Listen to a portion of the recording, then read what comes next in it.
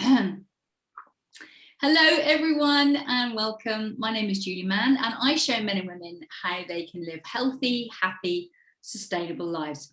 And today I'm joined by Paul King-Brown. Hi Paul. Hi, how you doing? I'm really good. So for those of you that don't know Paul yet, he works as a divorce coach, a keynote speaker and author, and he's also a pastor. Or do you say pastor? Pastor, if you're not pastor. Pastor, that's the one. Wherever you come from, it's okay. So how about we start with you telling us a little bit about your childhood and some of the lessons that you learned as you were growing up, Paul? Oh, childhood.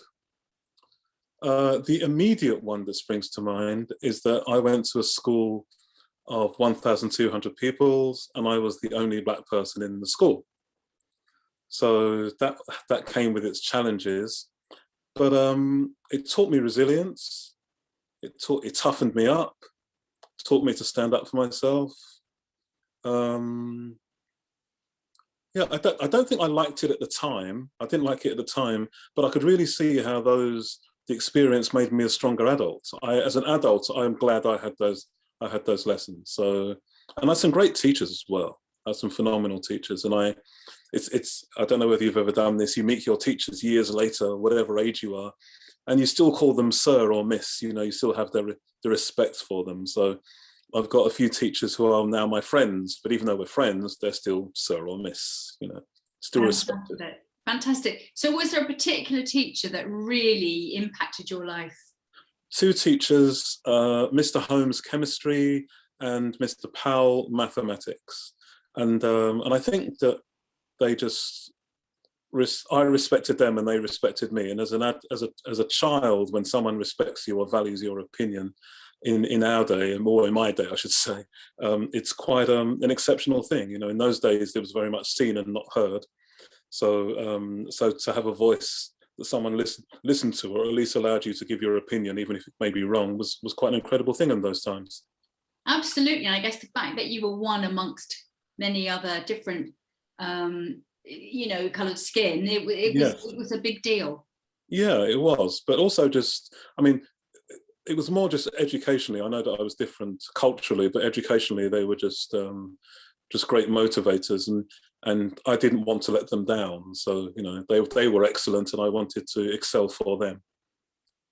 Great. So when did you become a pastor, and wow, what was it that had you make that decision?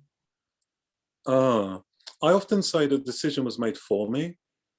I was brought up as a Christian. I was brought up as a Seventh-day Adventist. It was part of my upbringing. I left when I was about 18, but then came back when I was about 40. And I think that some may call it a midlife crisis. You know, I had seemingly what everybody would want, you know, a great job, a great wife, great family, a great daughter, everything. I had everything that I would want. And then it crashed. My marriage crashed. And then there was this massive, I had the job, I had it all, but there was a massive emptiness inside.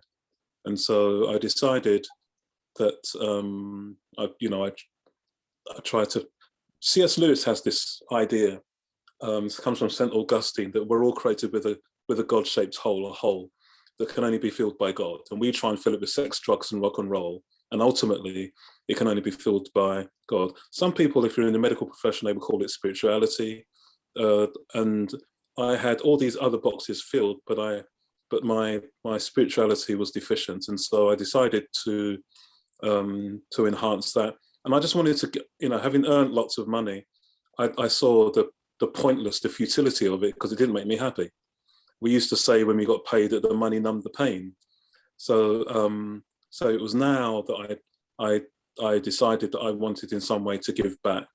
And that way of giving back ended up being a pastor and being very much aware of the needs of my church. But I would have never been able to have done that if I hadn't gone through the divorce experience, because in the divorce experience, you're very much in pain, and that pain enabled me to recognize other people's pain.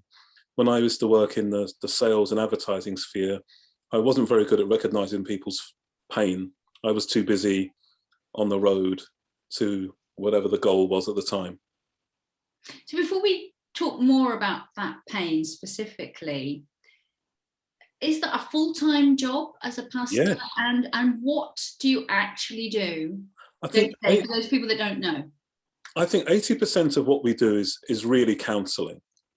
80% of what we do is counselling. That people do not go to their pastors when they win the lottery. They come to them when you're dealing a lot of grief, a lot of separation, a lot of what we suffer with silently. You know, the things that we don't share, that we don't know where to go.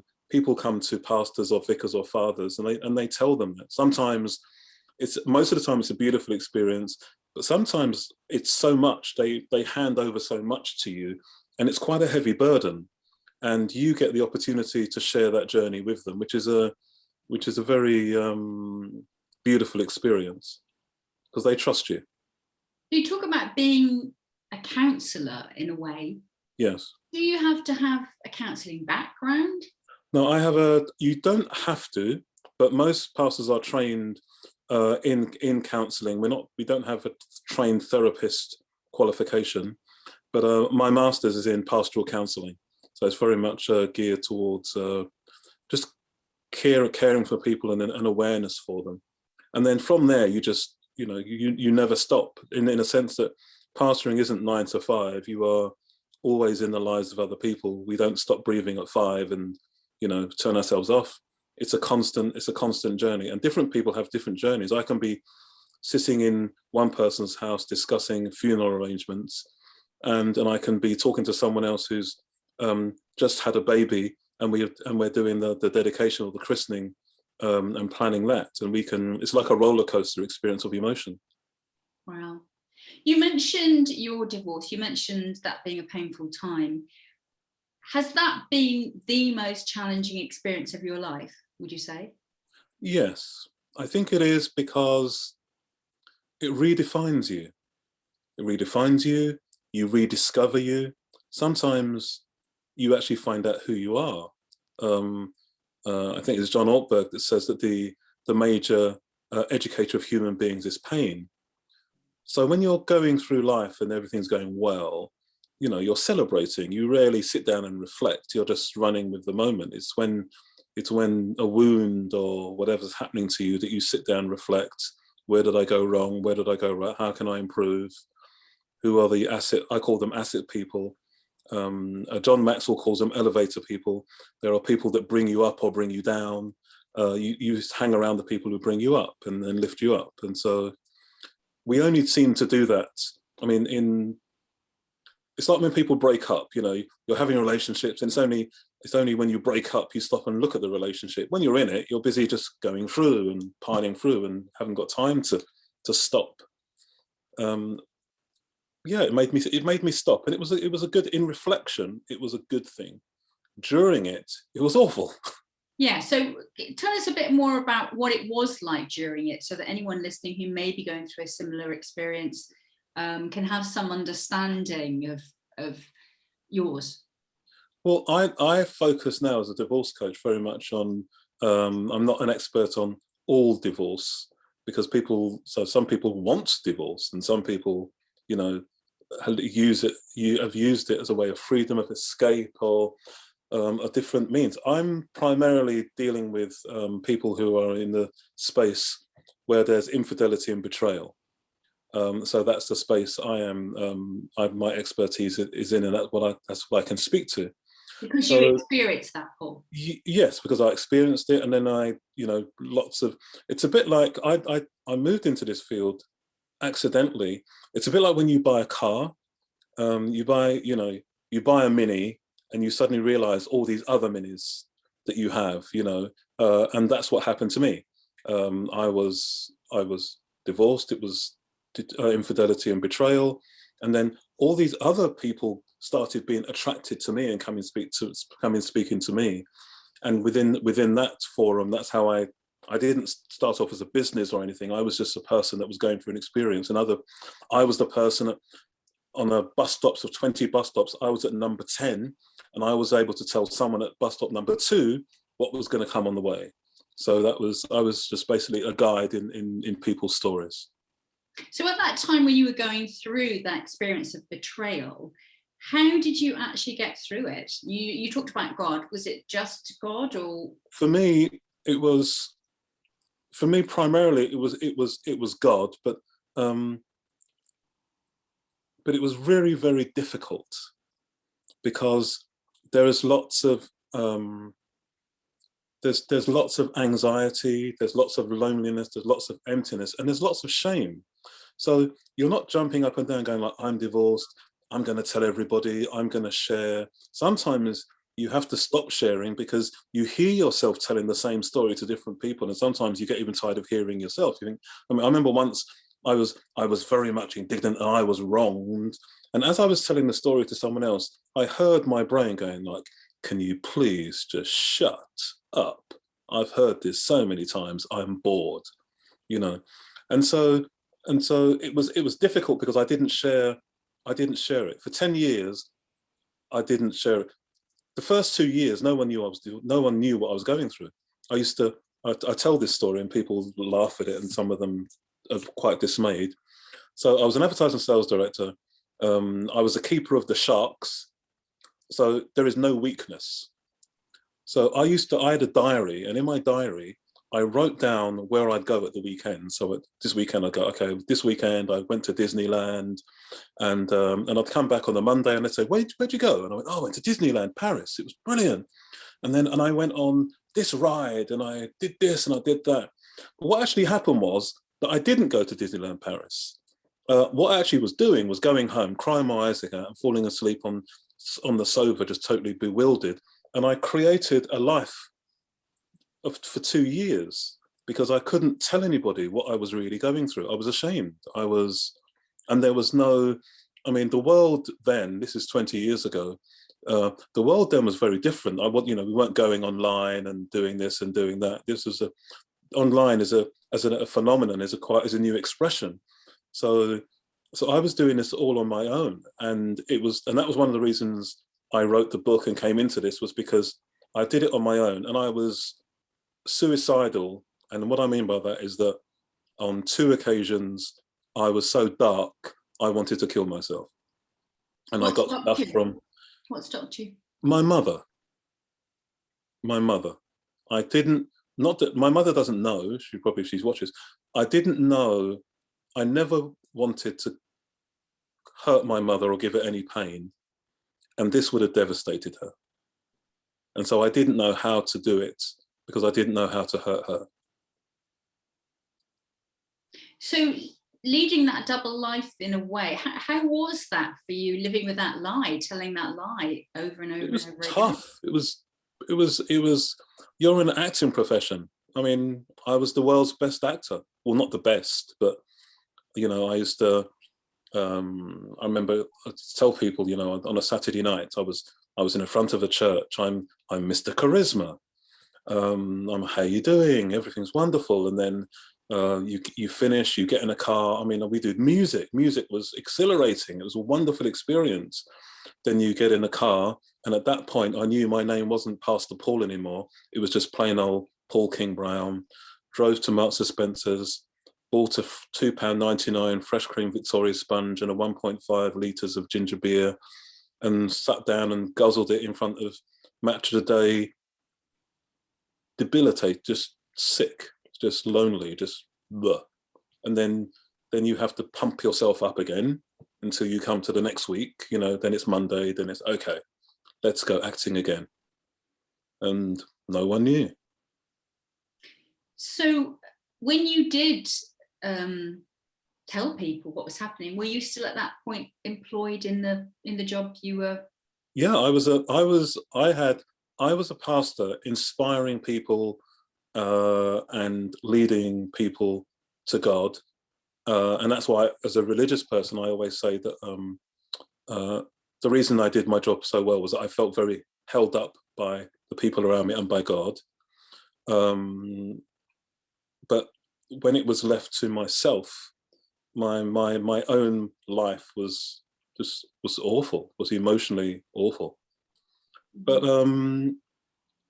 my work held, the fact that I could see things going well really helped. And the thing that really healed me, this, because eventually you've got to get out of this funk, and you got to, stop wallowing and stop being a victim. So I did lots of personal development, but that was okay. The thing that really changed my life was I was listening to this guy called Mike Murdoch, who's on a Christian channel, and I was listening to lots of what he had to say. And then he had this thing called Wisdom Keys. And then he said, I think it was number 67 or 70, I can't remember the number exactly. He said, the broken become masters at mending. And it was like the world stopped. It was like the world just stopped. And I was like, really?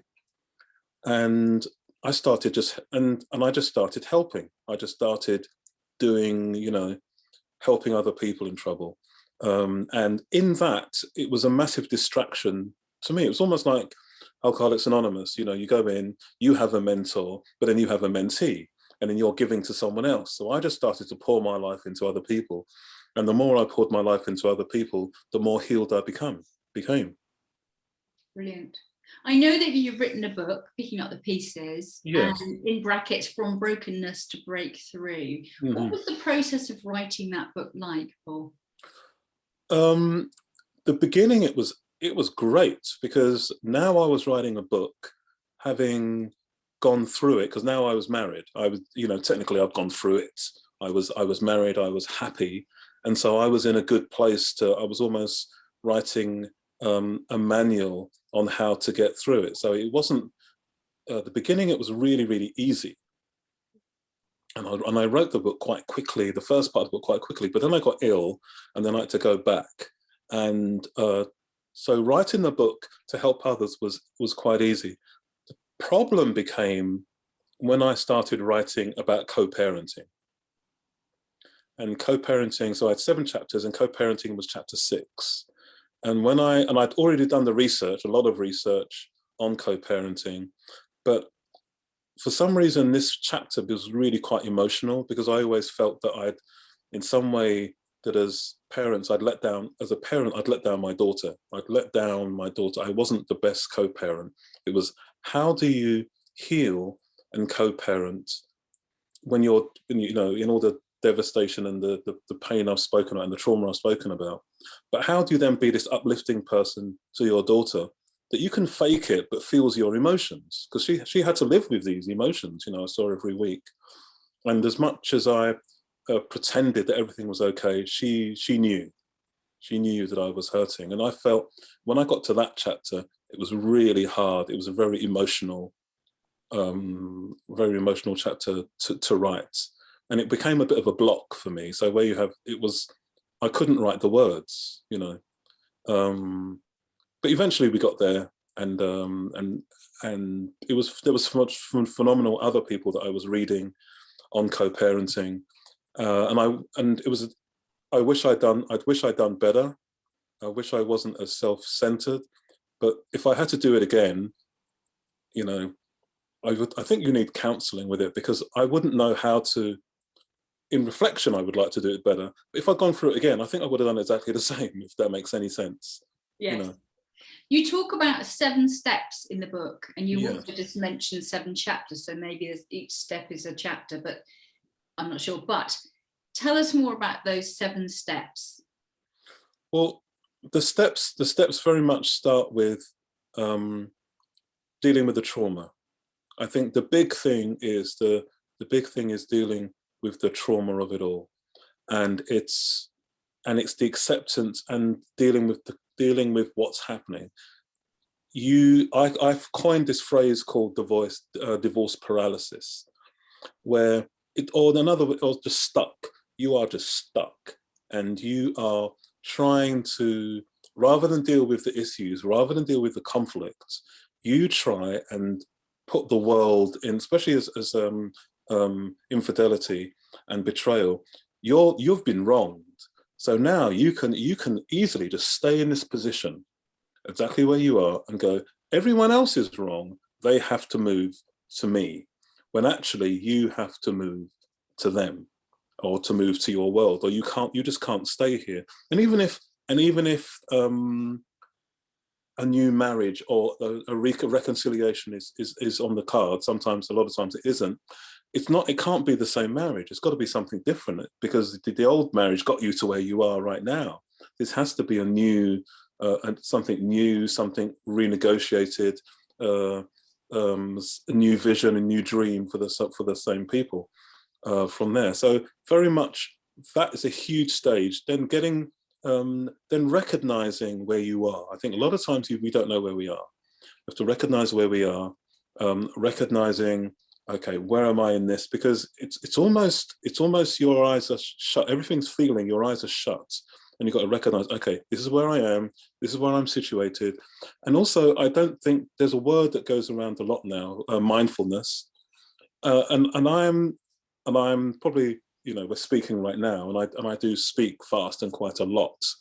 But there is a lot of benefit in stillness. That's one of the things that I found out in this, is that we want to run from pain, we want to run from this, we want to run from that. And actually there's a bit where you go, okay, I'm here, and there's growing out of it, there's emerging out of it. There is there's not beauty in the pain, but there is something in the pain that forges you to go to a brighter and the next step. And then I think step 3 is very much about getting support. Getting support is probably one of the most difficult things you could ever do, is getting support, because you hide, and you walk around with. That's why I was talking about pain. You walk around with people that are hiding, that they don't want you to know, and they can't bring out their pain. And we've got to be, especially as I'm going to say as a genderist, I don't talk about gender issues a lot, but as a man, I still wanted to be the man, the hero, whatever it is, that big thing, whatever it is. I still wanted to do all this, and I couldn't do this. But I pretended, because I still wanted to be seen as the man when I was experiencing vulnerability, and to go from there. Number 5 is to recognize that you're grieving. There is, in a sense, that what they say, divorce is more painful than a death, because at least the other person, in death, someone dies. In divorce, there's this ongoing, I don't know what percentage, we hope. Our children, they hope, they know it's gone, this marriage is gone, their parents are not going to be together, but they hope. And this gnawing hope is sometimes to the detriment of your growth. And so it's so you have to recognize, and I write a lot on that, recognize that you're grieving, recognize there's a loss. There's a loss of the relationship. There's a loss of your dreams together. There's a loss of you made plans together. There's a loss of your the times you have together. There's loss of your memories. There's places you just can't go, because within this place was where you had, was your place, our place, and now this place doesn't exist anymore. There's lots of losses, but one of the biggest losses is the loss of ourselves, is the loss of who we are. So now, like for instance, I'm married, and I like who I am, but when I communicate with my ex, I'm a different person. This is a different person, and sometimes I'm reminded, and I don't like that person, because I have to move away from that person. But you lose stuff, and loss is incredibly painful. So you go through a lot of grieving, and it oscillates through. You can be great at home. You can be great at home. It's the same fear. I don't know if you've had this fear before, where everything's fine, and then the plan is to go to a family reunion. And then you're thinking, like, okay, especially in a church setting, it's like, okay, I'm on my own. So now everybody around me has family and children and wives, and now I'm on my own. And then how does that dynamic work? Or how do they avoid the conversations? And then slowly I found myself just canceling stuff, not wanting to go out, because then I'd be triggered by these conversations that I have to have. So I'm safe in my home, I'm safe in my environment, and to go from there. Then we go from into creating a new life. while you're doing this, is you're creating a new life, and the new life does not. And the other thing about creating a new life is that it doesn't start. A new life doesn't start. You don't wake up one morning and it's like, bam, I've got a new life. Here's this. It's not a switch. It's an emergence. I mean, an idea of this, which is not about a new life, but I thought in my naiveness that the minute I didn't love my ex anymore was the minute my new life would begin. And so this was my barometer. I'm not going to love her anymore. I'm not going to love her anymore. And then you're still loving her. And you don't, you're like, what's going on here? And then, so, understanding that you can love this person. It's a different kind of love. It's moving, but then you can go on and you can have a new life. And I think a lot of things we should do in that creating a new life is to do things that we've never done before. Things that, if you want to climb Mount Everest or Kilimanjaro, or do something bigger than ourselves, or, almost like what's the famous phrase now? A bucket list is to have and I think that what happens is that due to infidelity and betrayal, we have a huge sense of insignificance and lack of worthiness. And so we have to refill the, you're on the stage and you get the standing ovation for this incredible thing. Then I think that everybody, we should learn to pat ourselves on the back and just congratulate ourselves. We're very good at complimenting everybody else, but we're very bad at complimenting ourselves. And we spend most time with ourselves. So I'm very much an advocate of just a massive improvement on the way we speak to ourselves, on the way that some people say, I'm your worst critic. I don't think we should be our worst critic. I think we should be our biggest cheerleader. And then I have a chapter which is very much geared toward surrounding yourselves with good people. I call it create your own fan club. And just to, I've got a set of friends I can go to, and they'll tell me, well, you should be doing this and you should be doing that. That's fine. You can be that friend. I've got another set of friends who just tell me how amazing I am, no matter what I do. They just go, oh, you're amazing. You're wonderful. Or whatever it is I do, they're just positive people. They're just, I remember when I was studying for my degree and I wanted to quit. And every time I went in to quit, the professor somehow at the end of this conversation had me agreeing to do something to the next level. So I'd gone in there to go, okay, I don't think I can do this anymore. And somewhere along the line, he had me walking out with papers and new assignments to something on the next level all the way. I did this for 7 years. I was like, how did he do this? I walked in adamant that I was quitting. And I always say that he got me through, because I came out with this, oh, I'm going to do this now. I thought you were going to quit. No, forget about that. Those type of people, just surround, and sometimes they're your family. Sometimes it's difficult for family. Just find people in your fan club that will just take you to the next level. John Maxwell suggests that these people are actually 2 levels above us, that we actually don't listen to people of our peers, that we need someone to aspire to, someone to reach to. So I have a great fan club. But one of the things that you may be thinking as we're having this conversation, well, it sounds like I'm talking at the moment, but is very much that what you're doing is you're surrounding yourself. One of the ways I discovered and is healing is that I couldn't do it on my own. I had to, somewhere along the line, just be vulnerable enough to open myself up to the world, only to find out that there were some wonderful, incredible people in the world that would clearly help me in life and elevate me and want to do the best for me, better than I could probably do for myself. And then the last 2, actually 3. The last is co-parenting, as we discussed before, and dating. Dating is a funny game when you're divorced.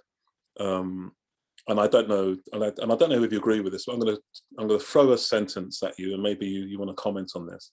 But the thing I coined was, when you open your heart, you open your wounds. And you have to be very careful about how you date. You have to be very mindful. Date. Right. You have to be, careful of, as you're opening, it's not just a good part of you opens, it's the I'm scared part that opens, and just finding good people that will that will appreciate you. Maybe there are questions you ask that you'd normally ask on date 8, but you're asking them on date 2 because you're scared to open your heart. You know, you're like, because you're thinking, is this person going to hurt me? I know they're, you know, I don't know you. And then it works the other way. Sometimes you spend a lot of time being single because you simply, not that you don't want to love, you simply don't want the wound to be, you know, don't want people touching the wound. And then the last chapter is just appreciating the breakthroughs, just saying the breakthroughs, having a heart of gratefulness, excelling, just a time of, sometimes we can go through life so much time when everything's a problem, and we're at a great place, but we never honor this place. We've been so long on the journey that we don't appreciate the destination. Sometimes we do the other way around. So sometimes you're in the religious sense, you're praying for something all the time, and then when you get it, it's like, okay, maybe there was more effort in the praying than a celebration. I think we should celebrate. I think one of the things we lack most, one of my professors said, one of the things the most saddest things in his life, he said, I wish I'd celebrated more. I think we ought to celebrate a lot more. Wow, I absolutely love what you said. Gosh, so much in it, Paul. You know, absolutely. I think we all need a fan club.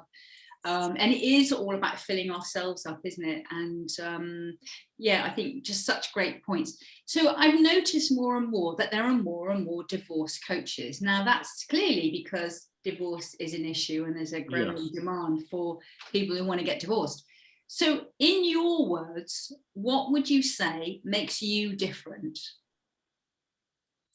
That's a good question, and I'm working on that, because other divorce coaches are very passionate and do have a level of hurting, you know, and I don't know whether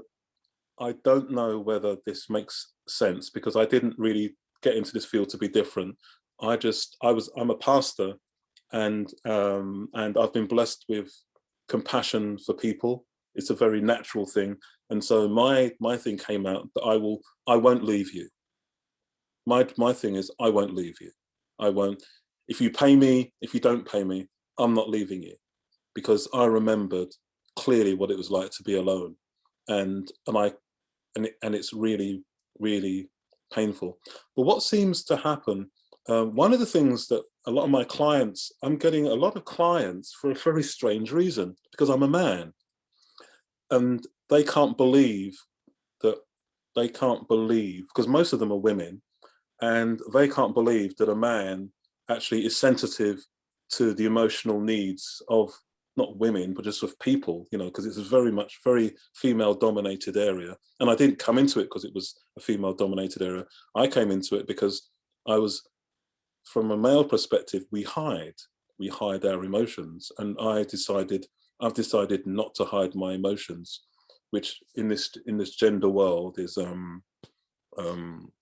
you know, it's still a strange thing. So the fact that I'm exuding and expressing authentically vulnerability has somehow worked in my favor, even though it wasn't something that I wanted to do. So it's difficult to say what is it that I do that it's better than anybody else, because I'm not I don't, saying better. I'm not saying better. yeah. I'm asking what makes you different. But I think you've already kind of.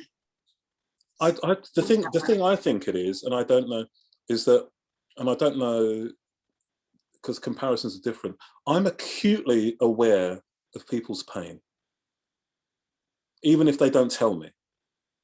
I sort of know. I used to, when I worked in London, I could, you know, the bus would there, and I'd be looking up, and I see all these people, and I'd go, pain. And then I remember I used to, because I'm a pastor, I used to pray. I don't know what's going on, God, but just pray. And something weird used to happen. Every time the bus went off, the person would turn around. Mm-hmm. Every single time. There was no physical interaction. I never said, hi, how you doing? Whatever. Saw the pain. I'd say, I don't know what's going on there, God, but just help them. Just help them. I'd see it, and they would turn around. So I've been blessed with a sensitivity, and in that area. This might be a tricky question. I don't know. What do you really want people to know about you? If they could know anything, what would you want that to be? Do you know what? Do you know?